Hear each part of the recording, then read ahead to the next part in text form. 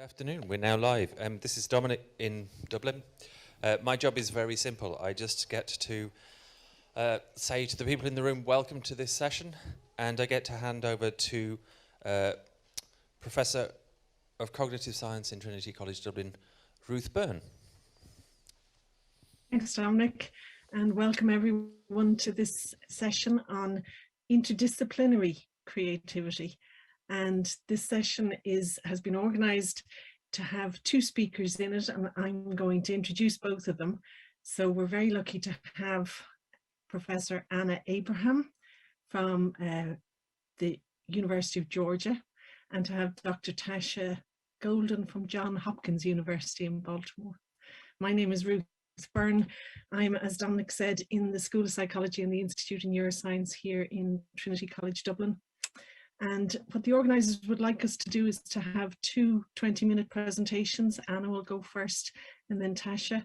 And at the end, we'll have about 15 minutes or so for conversation, for comments and questions from the audience, both the audience on Zoom and those of you joining us in the room. So let me start by welcoming both Anna and Tasha and introducing both of you. I'll start with Anna first. Anna is the director of the Torrence Centre for Creativity and Talent Development in the Department of Educational Psychology at the University of Georgia. She was awarded her primary degree in psychology from the University of Delhi in India, and her PhD in neuroscience is from the Ruhr University Bochum in Germany. And she's worked as a professor in universities in the UK, in Kuwait, and in Germany. I'm very familiar with Anna's work because she works on mental time travel in particular, and here I lead the reasoning and imagination lab here in Trinity, and we work a lot on counterfactual thinking, how people think about the past and how they reimagine the past, thinking if only something else had happened, or how they think about the future and imagine what if and think about alternative possibilities. As a world expert in how people think about fictional alternatives to reality and what the link between fiction and reality is. I first met Anna, or encountered her online when she invited me to write a chapter in the Cambridge Handbook of the Imagination a couple of years ago. And she's very well known for her very influential book published in 2018 by Cambridge University Press on the neuroscience of creativity. So Anna will be our first speaker. Our second speaker is Dr. Tasha Golden. Tasha is the Director of Research at the International Arts and Mind Lab at Johns Hopkins University in Baltimore. And her primary degrees are in English and in music. And she was awarded her PhD in Public Health Sciences from the University of Louisville in Kentucky. And Tasha is also a singer and songwriter, and she sings with the band Ellery, and some of her songs will be familiar to us from TV and from films. And her collection of poems, Once You Had Hands, was reviewed in one magazine by a reviewer who said, you want to read these poems, consume them, and rebuild the world because of them. And Tanya's work on the arts and memory is particularly fascinating. I became really interested in the arts and memory when I collaborated with the National Gallery of Ireland here on their Jack B. Yeats exhibition. And we worked on painting and memory. But Tasha's work on poetry and memory is very impactful. And she has set up Project Uncaged, which is a project in which he teaches poetry workshops to young teenage girls who have been incarcerated in young offender detention centers. And she's run this in Ohio, in Indiana, and in Kentucky. And she's a leading expert in the use of poetry and music and the arts generally to improve well-being. So there's our two speakers. I'm very much looking forward to hearing what you both have to say over the next 40 minutes in each of your presentations. And we're going to start with Anna first. And I believe we're going to see your slides now. Over to you, Anna. I hope. Thank you so much, Ruth, for that wonderful introduction. Thank you to Dominic and the whole team for this wonderful opportunity to speak to all of you. I wish I could have been there in person in Dublin, but this, at least we have some opportunity to do this here. So thank you. Thank you all who were there to attend the session on interdisciplinary creativity. I am going to try and use my interdisciplinary roots here to try and make a case for why we need to cultivate what I often refer to as creative health. And when I say the word creativity, I sort of define creativity as having at least two minimal elements for anything to be considered creative. May not be sufficient, but it's necessary. In that I follow Maurice Stein's definition, in that an idea is considered to be creative if it has two elements present. And the first element, and the most important one, is that of originality. We might use other words for this, like novelty, unusualness, uniqueness, but an idea that is original, an idea is creative if it has the mark of originality, but also if it has the mark of appropriateness, relevance, of a state of sense that is satisfying to the person creating it and the people who are receiving it. So a creative idea is one that is both original and satisfying. And there's a reason I'm using satisfying here over any of the other words. Yeah. Now, an idea can be creative in the extent to which an idea is creative, original, and satisfying can be at a level of magnitude that is very personal at the individual level, such as, for instance, when I like to cook and try out, like, make up recipes. I might try something tonight that will be both original and satisfying to me, but it may not be original and satisfying to the larger collective.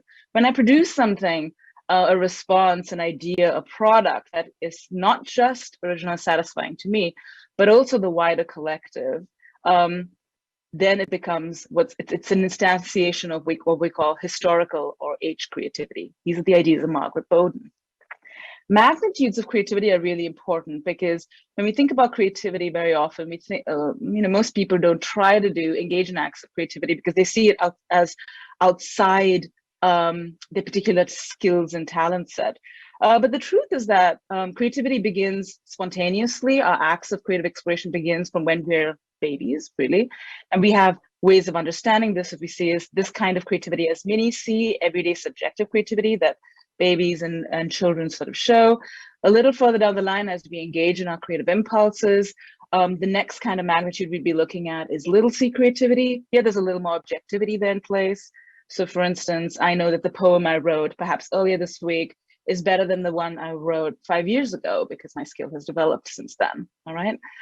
Still further on is the magnitude that we refer to as pro-C. These are professional levels of creativity.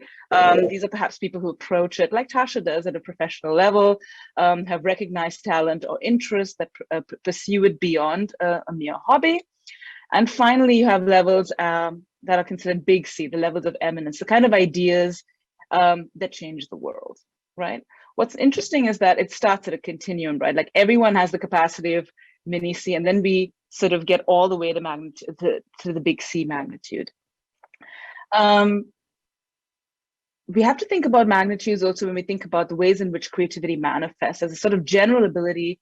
Creativity, the capacity to develop ideas that are original and satisfying can manifest themselves in different domains, in all sorts of domains of human endeavor. We classically make the distinction between, let's say, scientific creativity, where an idea, a creative idea, can take the form of the discovery of something that exists. It can take the form of an improvement on an idea that's there, an innovative idea, or it can take the form of something intangible, a theory, a paradigm, such as the idea of evolution, right? So it can go from something that's really tangible to something that's completely intangible. In the arts, of course, there are as many different manifestations as there are modalities, and we're very familiar with these, from the literary, the musical, the visual arts, and so on.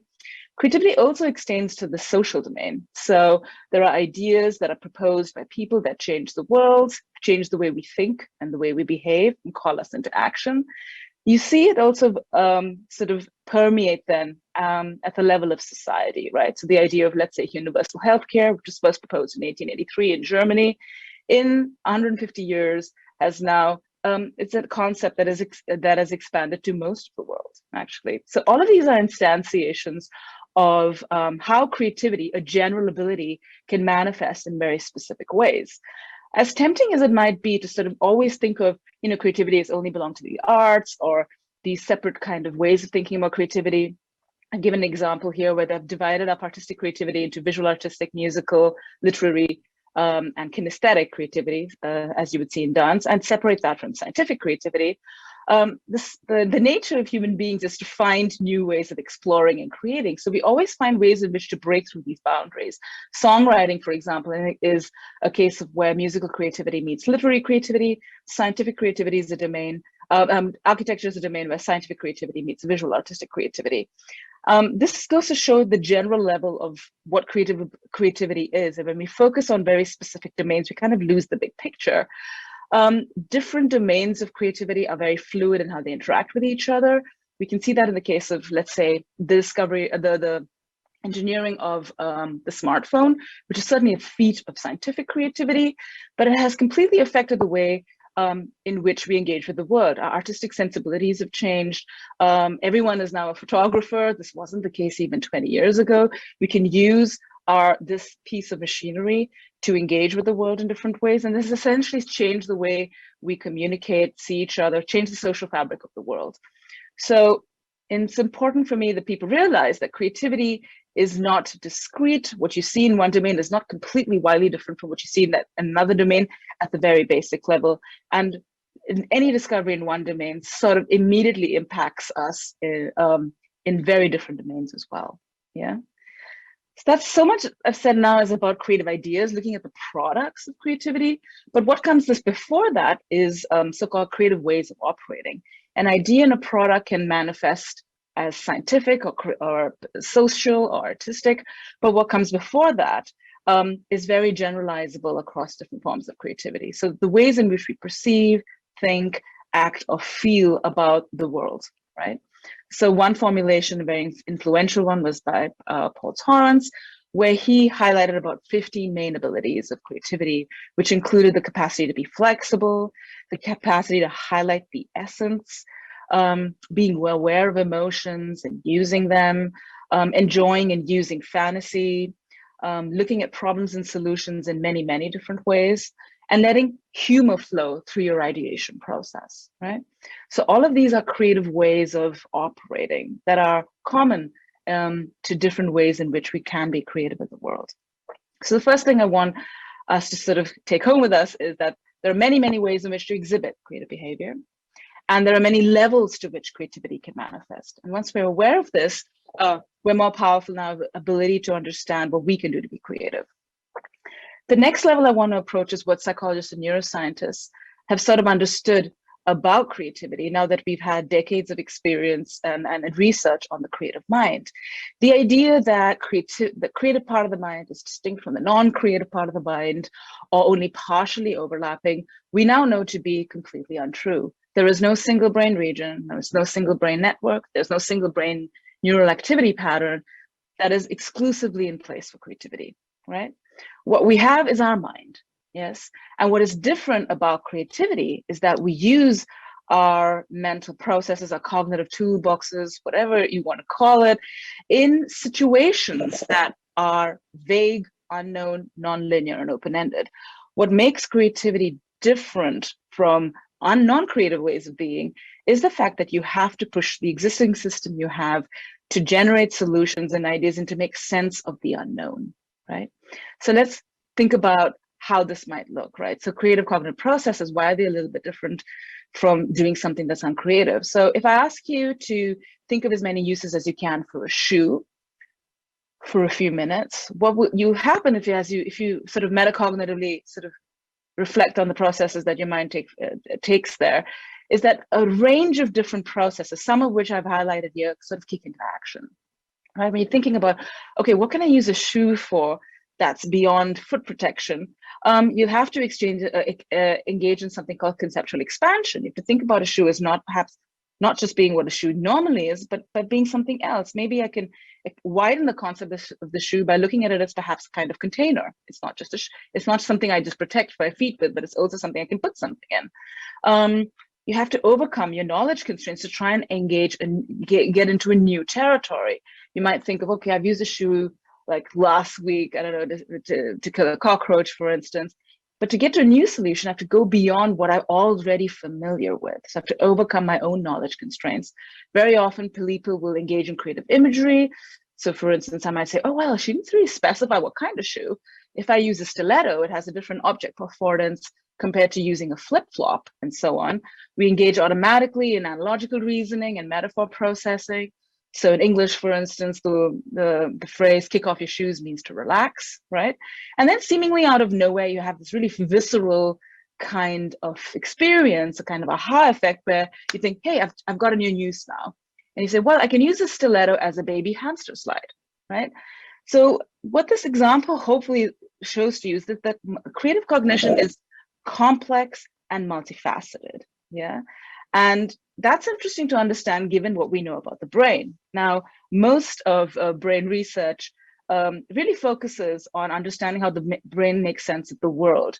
And what we kind of seem to see the brain as is a kind of structure that engages in these sorts of receptive predictive loops. I'm looking at the world, I'm receiving information through my senses, I'm making sense of it so that I can predict more effectively what is going to happen next, and I can move through my world in a smooth and efficient manner, right? And we've essentially discovered a range of brain networks, two of which I have highlighted here, that are involved in this receptive predictive cycle. So for instance, the central executive or cognitive control brain network is involved in goal-directed cognition and action, whereas the default mode brain network is involved in the opposite, which is when your mind wandering, spontaneous cognition, right? But in the case of creativity, what you're doing is using the same brain system, which is receptive and predictive in nature, in another sort of space to try and be generative and explorative in its loops. And what happens as we see is that these brain networks that are normally on or off at any given time begin to be used a little bit differently. They begin to be co-activated, for instance. What's more, though, is that in the case of creativity, what you have to do is to avoid what these brain networks are usually meant for, which is following the path of least resistance. But to be creative, you have to sort of go past the path of least resistance, right? Don't go down the path that's there, go into the briars, for instance. And for that purpose, you need to draw on your conceptual network, your semantic cognition network, which underlies your ability, your acquisition, storage, and recall of conceptual knowledge.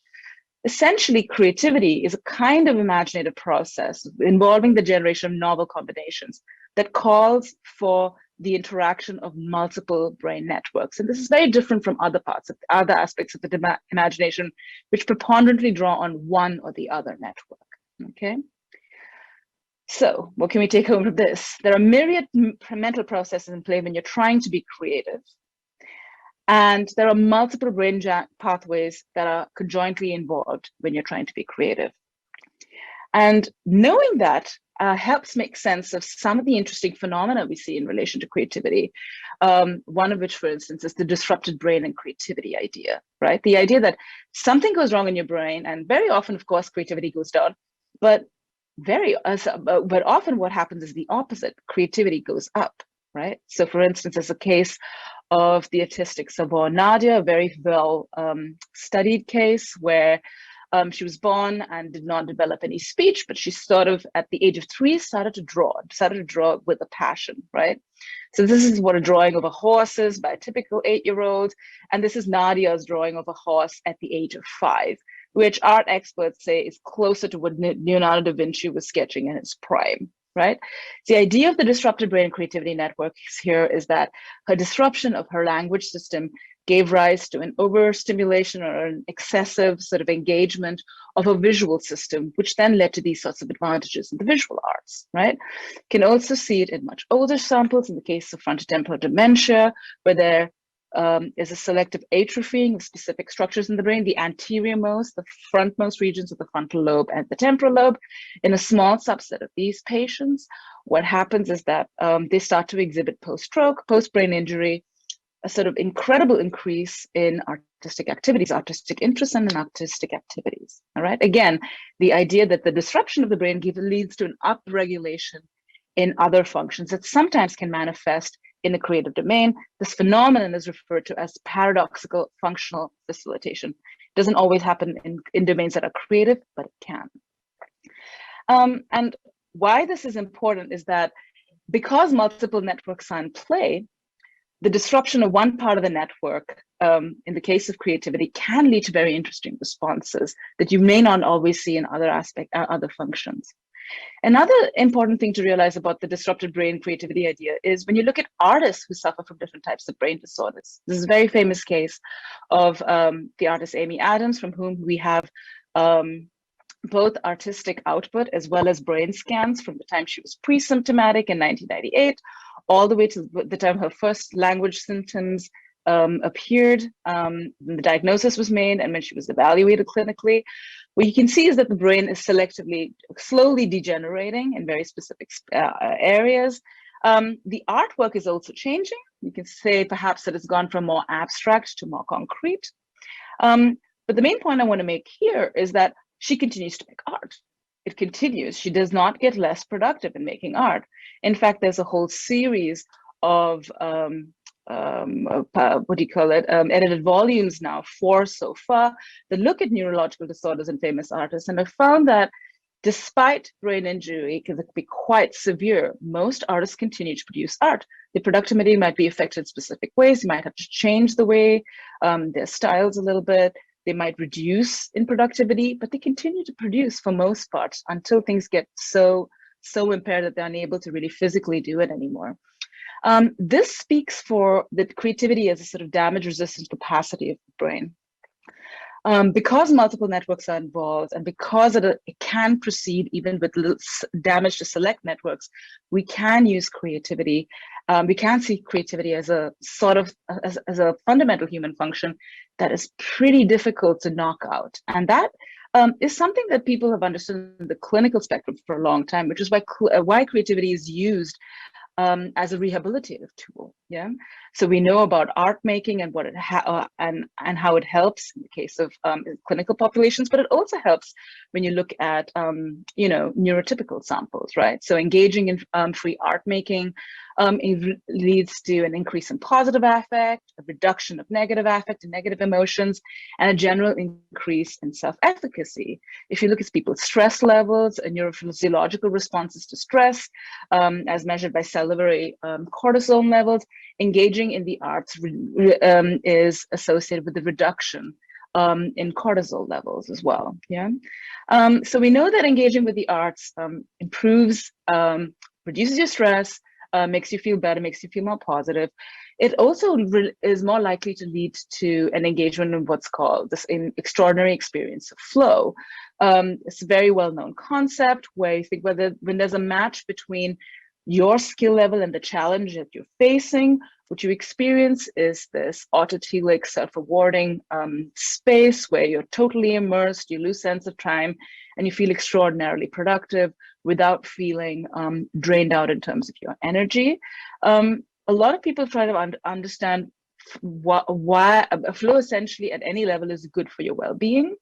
And this particular paper, for instance, talks about how we should try and channel flow to improve well-being at an individual and a societal level. And if you look at the kinds of activities, all of the activities listed here increase flow. The one that is associated with the easiest increase and the strongest increase in flow and well-being is engagement in the arts and crafts in general, right?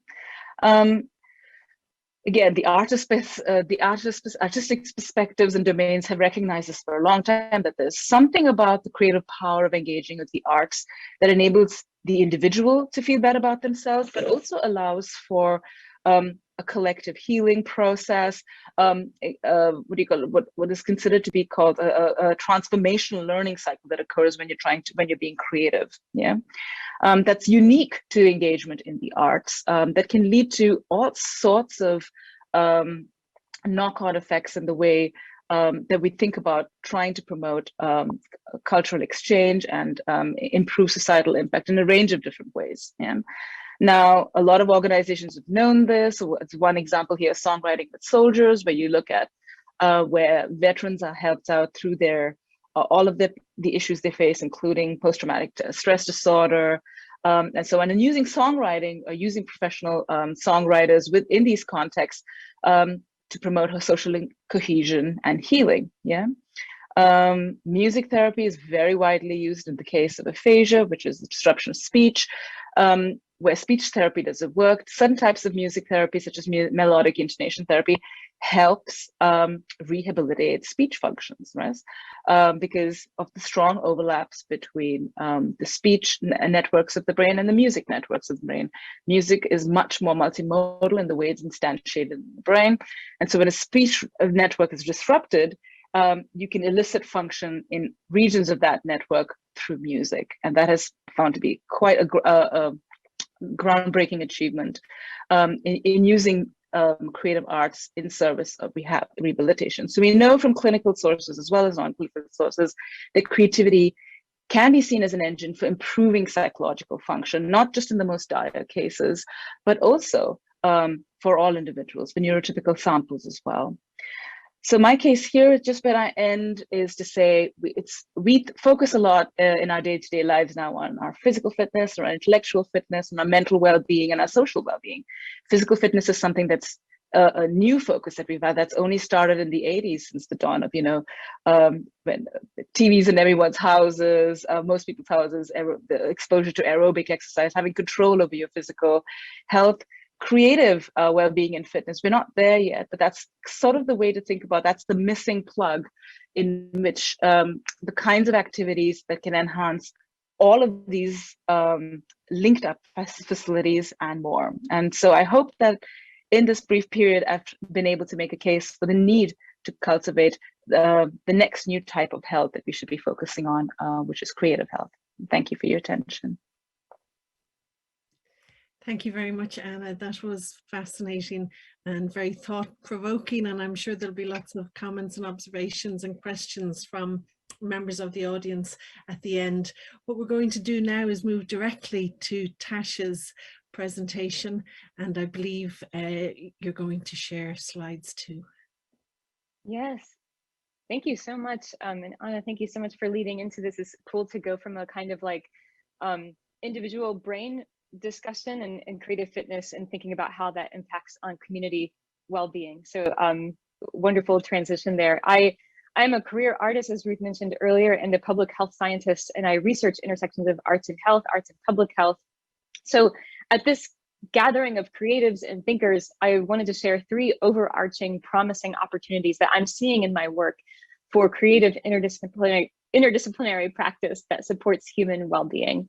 And I'll start with just a bit of a story, which is that my first career, as they mentioned, was in music. For many years, I toured full-time as a singer-songwriter, and I had songs about experiences like depression or domestic violence. And all over the world, from Nashville to Beijing, those were the songs that people lined up after shows to talk about. So over the years, hundreds of folks have shared difficult and personal stories with me, and many have told me about experiences of abuse, for example, and followed their story by saying that I'm the first person they had ever told. And this happened so consistently, like across cultures and geographies, that I began wondering what was happening, like from a scientific perspective, from a health perspective, any perspective. If they'd never told anyone else about histories of abuse, that means they'd never told a doctor, a therapist, not even a spouse or a partner.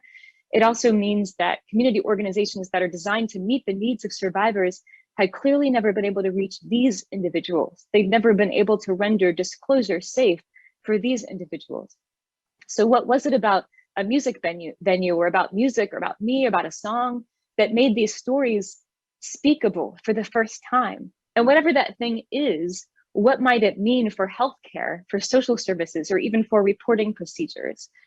And what does it tell us about what it means to be human and to be well? I got interested in public health because I spent years unable to let these questions go, and they grew into more. Like, what do we not know about a population because they're unable to share experiences in the ways that we expect or demand? What do we not know because there are some stories or ideas that maybe we just can't hear out unless they're shared in particular ways? What do we miss when our communications can't reach across cultural difference, across trauma, across stigma and varied abilities? And how is what we don't know affecting us, our communities, our resource and policy decisions, our services, our understandings of what health even is? And from an equity standpoint, what knowledges and possibilities are we systematically excluding due to an unquestioning commitment to particular methods, norms, spaces, and practices? These same questions came up again when I founded Project Uncaged, the creative writing intervention for girls who are incarcerated. I quickly noticed that they share very different information in their poems and songs than they ever share in conversations or in questionnaires. So again, if there are experiences and insights that are only emerging via the arts, then what do scientists, educators, nonprofits, healthcare providers, policymakers, youth workers, any of us, what do we not know because we're not looking to art as a communication and data about the human experience? So the first promising opportunity I want to mention is to embrace the fact that humans know, understand, and share or disclose different things in different ways, depending on the spaces we're in, the media we're using, the people involved. This sounds really obvious, but I've spent years working in multiple fields to connect our cognitive understanding of this simple fact with actual practical application and changed norms and standards, particularly in health research and health practice. It's been tough work, so I want to invite you all into it because there's so much that we can do if we're working together on this. As a quick example, one of my studies of art as a form of data is in press right now. And when the study began, my city of Louisville, Kentucky had done a lot of youth violence prevention research and work, but much of it was centered on boys and young men. We didn't know very much about how girls, young women, gender nonconforming youth perceived and experienced violence, or what it might take to make the city healthier and safer for them. So to learn more, I analyzed 4 surveys that had already been administered about violence experiences from these 3 institutions that you see here. And then I located or co-developed 3 arts-based sources of data collection. One was writings from Project Uncaged in juvenile detention. One was a citywide writing contest with international literary publisher Sarah Band Books. And one was the script of a play that was written and performed by students at the University of Louisville who had survived violence. And thinking about why are we using arts-based methods for this, there were some hypotheses based on the literature that these practices would provide safer opportunities for sharing, more choice, more accessibility, that they would decenter the research and the researcher, that we could learn without intruding as researchers, without asking people to share their stories yet again, especially if they had already shared them. As researchers, often we assume that the questions we have for a community haven't already been answered by that community in some way. And oftentimes they've answered those questions in art. We thought that we would get different information that might not emerge via traditional formats. We thought that we could improve dissemination, get things more broadly shared in participants' own words rather than codified by somebody like me, a researcher. And we thought there'd be more potential for reciprocity. I wish I could share all of the findings from this study, but there's a 2-part article actually coming out. If you want to know about it, you can follow me, I'll post about it. But for now, I'm just going to mention these points, that we did see that the arts-based methods provided twice as much information as our surveys. They were more trauma responsive in many different ways that I don't have time to get into right now. They revealed perspectives and actionable data that the surveys missed. As a brief example, the priority concern in the data from our writing contest was domestic and intimate partner violence. That was the thing they wrote about the most, the thing they wanted addressed the most. The parallel survey that had been administered throughout the school district did not ask about that form of violence at all. So any decisions made in response to those survey findings were going to be based on information that had missed the priority concern of 50% of the population. We also learned from writing that forms of violence that cause bruises or scars are not necessarily greater or more affecting for girls and young women than the violences of dismissal, disbelief, and apathy. And if we took that seriously in youth violence prevention research and work, it would change so much about what we do and how. And we did see that we had improved public engagement, interest, and dissemination from these practices.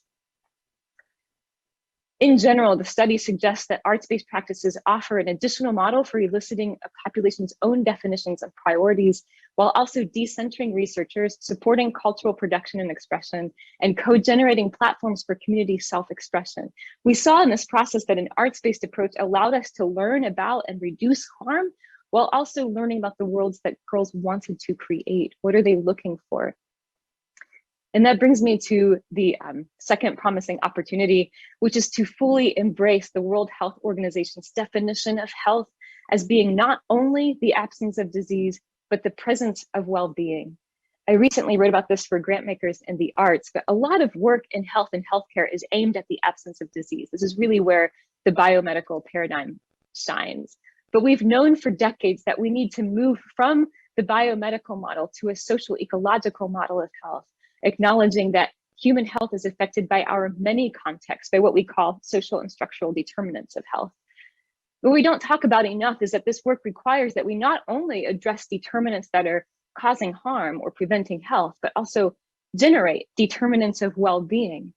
Sometimes doing these two things is going to involve the same actions and decisions, but we cannot conflate or collapse the two goals.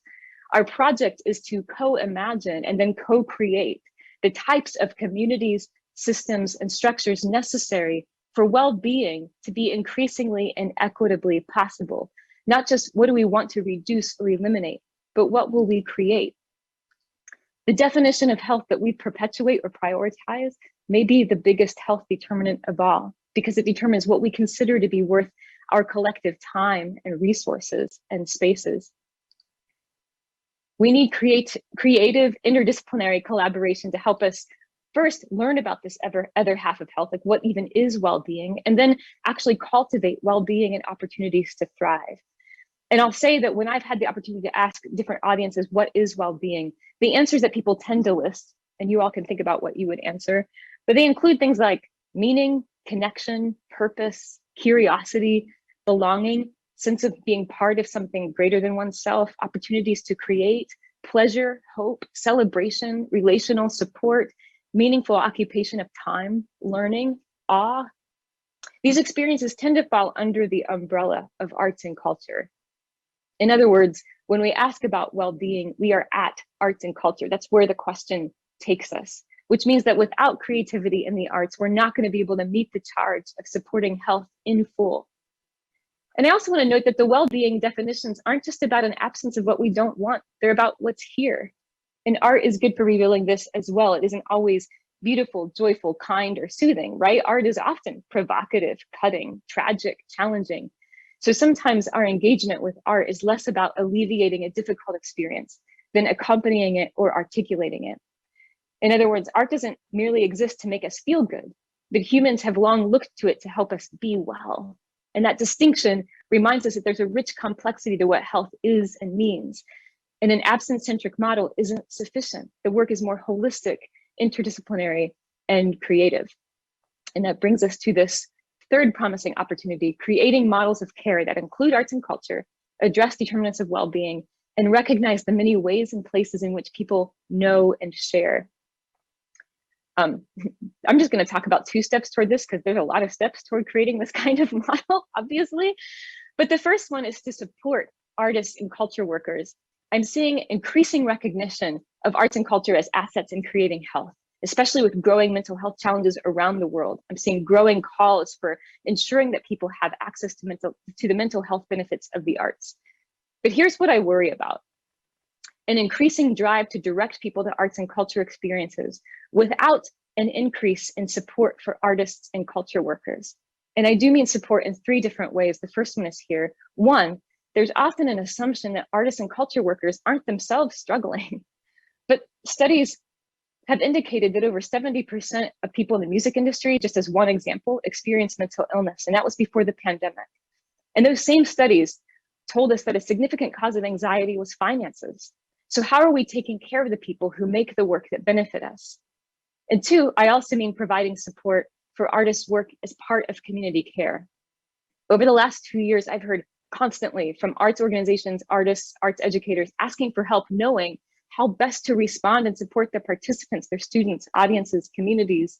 They're saying, we're seeing trauma, depression, suicidality, chronic illness, and we want to know how best to show up for the people and situations we're encountering. So in my trainings, I'm always saying that artists need not become therapists, and we don't diagnose or treat, but we can learn to do no harm. We can learn to create supportive spaces and practices. We can learn to care for ourselves in difficult situations, and we can learn to point people to helpful resources. Those aren't things that we know how to do just by virtue of being artists. So providing some preparation for that is part of baseline care. As an example, in Project Uncaged, we work with a protected population, minors in the justice system. So anyone who works with us long-term has to attend a training in trauma-informed practice, in critical pedagogy, and in something like mental health first aid. And that might sound like, here's yet another thing to add to artists' full plates. But speaking to you as an artist, it's unconscionable, it's unfair to say, well, you're an artist, so that means you're somehow fundamentally capable of handling any human experience you encounter. Let us send more people to you. I hope you do well. Those assumptions will cause harm, both to the artists themselves and to their communities. Like I said, people are reaching out to me all the time. And artists and teaching artists and arts educators who have done their work for decades have told me, like, your talk is the first time I'm hearing how to directly apply what we know about mental health to my work as an artist, or this is the first guidance I've gotten in how to respond to a distressing situation. And that should not be. We can do better. Our enthusiasm for the value of arts and culture practices as support for health, and particularly mental health, can keep us from recognizing the needs of the artists themselves. And that leads me to the third point here, which is also the second step, the capacity to refer out. Arts and culture organizations and truly all participants in community care networks need to be able to both receive referrals and make them. If we're going to make a new model of interdisciplinary health, all of y'all together in this conference, let's make it a good one. Let's make it a true fabric of care. Because art is what it is, because it makes knowing and sharing differently possible, artists are often put in a position of first responder, like first recipient of a disclosure. So probably all of us here who've worked as performing artists or at an arts organization, all of us have probably spent days making calls, trying to find a resource or support for a person we met who shared their problems with us. And when this happens, we're often on our own with just our wits, our empathy, our personal connections, and we can't do interdisciplinary health like this. I'm really glad to see so much work with social prescription, like often with arts and culture among prescriptions that health providers give for various concerns. This is such important effort that recognizes the impacts of arts and culture on health conditions. But we also have to know that integrating into existing healthcare processes, into a biomedical paradigm, may tie us into hierarchical models in which a provider becomes the hub of community care and sometimes the bottleneck or gatekeeper, right? In community health, the many organizations involved in community care are ideally connected to one another so that they can readily refer clients, patients, and participants to each other. This creates a web that recognizes healthcare settings and healthcare providers are not always the best on-ramps or gateways for care. Of course, current community care networks, like especially here in the United States, don't regularly include arts and cultural spaces.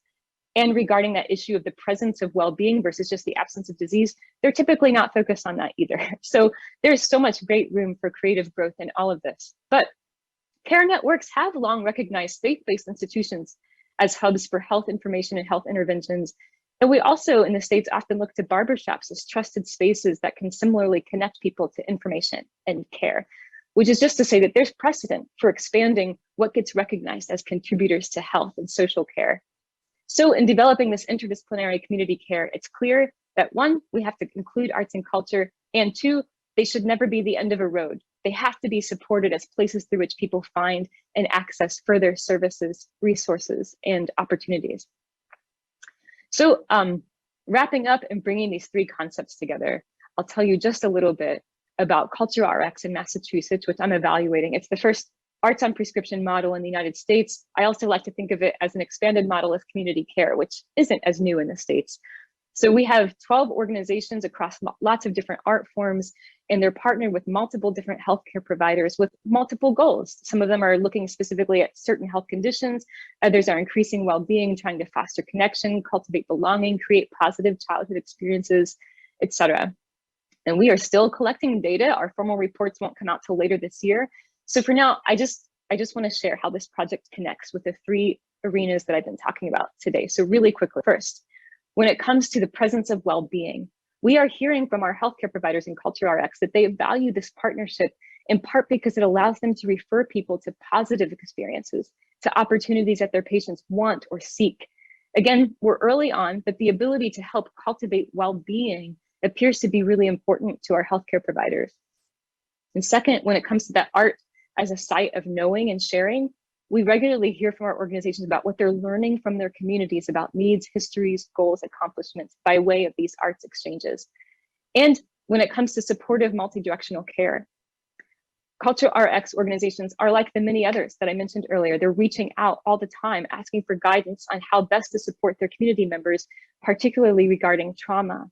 And along with that, many of them are or want to be strategic and recognized parts of their community's care networks. Because of their unique interactions with participants, they're well situated to provide a touch point for further care and opportunities, and they know this. But being that touch point means that they have to be formally integrated into community networks so that they can not only receive referrals, but make them.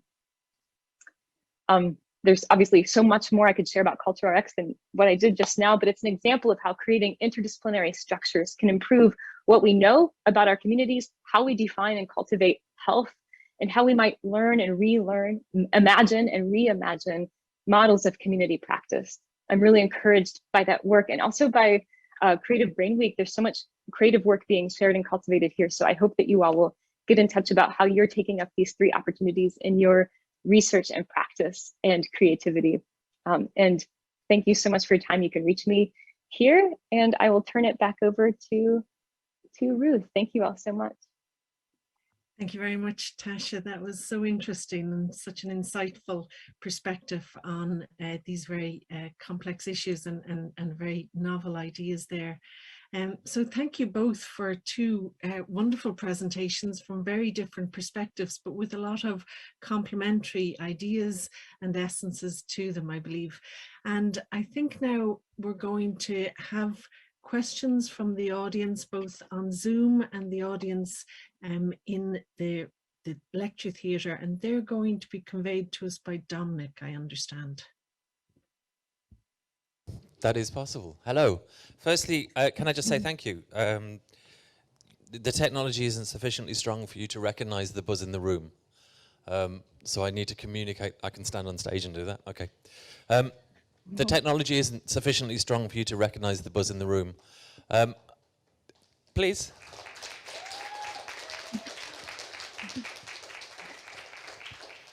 So we'll take questions. We've got about 10 minutes or so. I'm just wondering, thoughts, questions. There's one over here on the right. While people are moving over. Great. Thanks very much for a fantastic, thought-provoking session. A question for Anna. There's no one thing called creativity. It seems clear there's many different processes. Are any of them learnable or trainable, or some more than others? Yes. Right, one more. Yes, definitely. Yeah. I'd say to really think about the magnitudes thing that I talked about, in that I know, for instance, that I will never be a ballet dancer, right? Like, I can't get there, but I can dance. I can do other things. So we have just to think about not seeing things as, you know, when we think about imagining what we want to do, to not think of the highest level of, oh my gosh, I want to be a John Coltrane, but maybe just think, where does this start? And think about it as a process of personal exploration, because ultimately what's powerful about creativity is that it is unique to each of us, right? We each have strengths and specific ways of looking at the world and engaging with the world and expressing ourselves. And so part of it is, yes, starting and then taking it from there. Where are we going next in the room? Thoughts, observations, comments? Okay. So while we're moving around, what I could also mention is that on tomorrow morning, Tuesday morning, we'll be talking live with Chris Bailey, Arts and Health Lead at the WHO. So it was fantastic to see the WHO's definition of health as part of Tasha's slide. Question from the audience. Yeah, thank you so much. Very inspiring. And I guess my question is maybe based on what I heard from you, Tasha, and just thinking about culture RX, and how we've been experiencing art here that's had such a profound impact on us without a a scientific explanation of why that is. And we've been hearing science, but the two are often suspicious of each other. And I'm just wondering, for how is the communication going between these two systems, where one is so deeply steeped in evidence-based and the other is sort of gut feeling based, and how is it working? How are they communicating to one another? Oh, that's a great question. Thank you. Well, I'll say for this pilot program in Massachusetts, they are not yet attempting to use arts and cultural experiences to replace treatment as usual, or to provide a treatment regimen. It's definitely seen as like adjunctive therapy or an additional support in people's lives. And of course, the evidence requirement, the threshold for that is quite different than if you were going to replace somebody's instead of getting cognitive behavioral therapy, we're going to send you to a museum. Like, that evidence basis would be different. So what we're seeing from the providers is that they have no problem recognizing the value of this as an additional support for people's lives, and particularly providing supportive opportunities, things like positive childhood experiences, which we know are protective against adverse childhood experiences. They have not had many questions about that at all. Like, they seem to intuit that this would be helpful to them. And I think that a lot of times when we're seeing questions about evidence, it is that difference between are we going to try to replace treatment as usual with this, or are we adding this? And people's concerns about the evidence base seems to ride along that line. And then also sometimes the hesitancy to prescribe arts and culture experiences isn't based on a lack of evidence, but in a lack of structures to do so. I don't see physicians or nurse practitioners or other people failing to prescribe arts and culture because they don't believe it could do anything. They don't have a system in place or a structure in place to be able to do it readily. So I think that's something that we can address. Ruth, I wonder whether you might have a question. Yes, I certainly do. Thank you. I was wondering, and it's a question for both Anna and Tasha. I'm really intrigued, as a lot of psychologists are who are interested in creativity, by the notion of talent. And I wondered, from your point of view, to what extent does someone need to have talent for that particular engagement with art to have any benefit for them, for their well-being? And I'm defining talent in the broadest possible sense in psychology that we often use, of the attraction that someone feels for a particular art form, whether it's poetry or music or whatever. And in other words, if you prescribe music to someone who actually much prefers painting, is that going to have a negative impact? So perhaps I'll start, maybe Tasha, you might give us your views, and then maybe Anna, you might give us yours. Sure, thank you. That's a great question. And I'll try to be quick. I know at the lab, at the International Arts and Mind Lab at Hopkins, we're interested in developing a scale that would help us to determine different people's aesthetic responsiveness to various activities, so that we can reckon with that fact that it's not just, and to Anna's points about the personalization of creativity, how personal and subjective it is. It's not just saying oh, singing could help you or painting could help you, but it's more likely that it's something that is doing something for you aesthetically or personally or otherwise is likely to be part of what's helping you with those activities. And if we could find a way to streamline the process of helping people identify what those activities might be for them, I think it'll be helpful in healthcare and community care in the long run. What do you think, Anna? Yeah, I mean, I suppose the use of the word talent is the difficult point, right? Because I suppose we can't deny that some people, Ruth, I liked your broad definition, which is not just what you have, but also what you're normally attracted to. And I think, unfortunately, I don't know of enough work to try and see what would happen if you would put someone in a category that they're not interested in. But our understanding of the way aesthetic experiences work is that, if it's a particular song, I don't think it would be something like you wouldn't like music unless you're completely amusic. It may not be a specific genre or something that works for you. And so there are ways to sort of wiggle out of that space.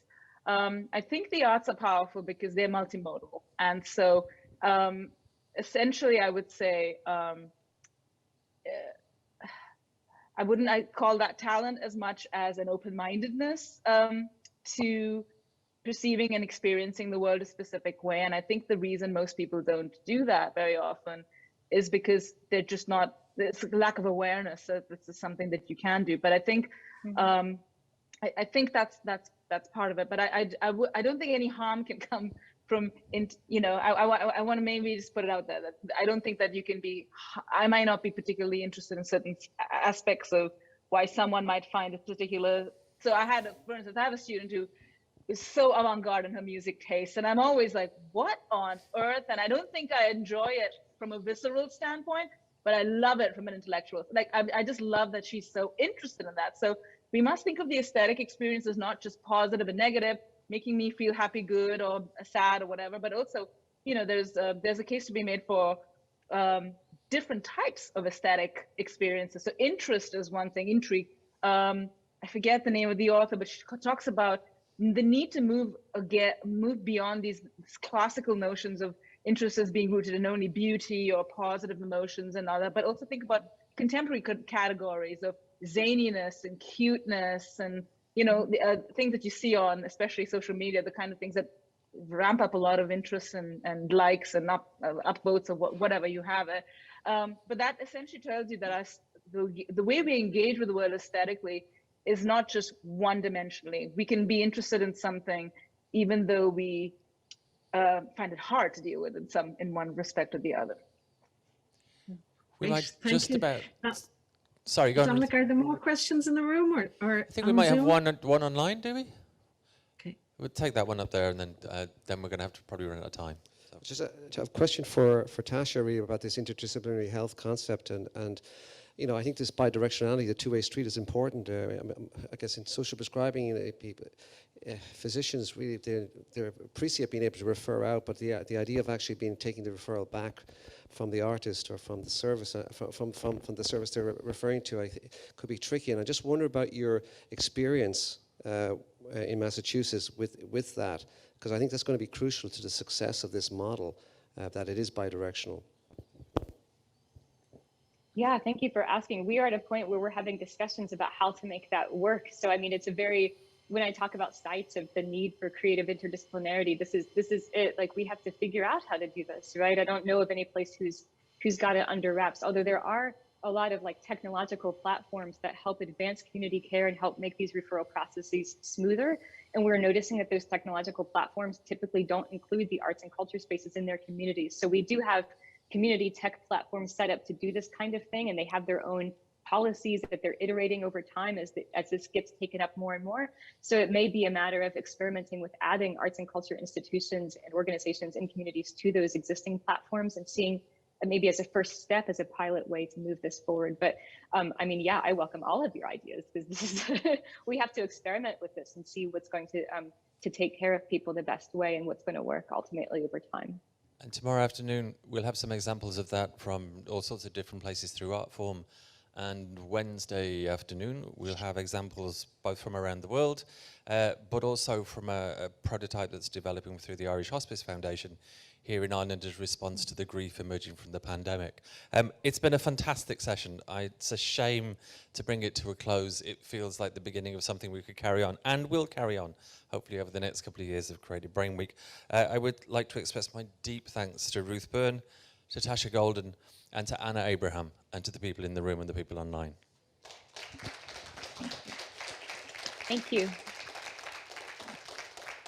Thank you all very much. Thank you.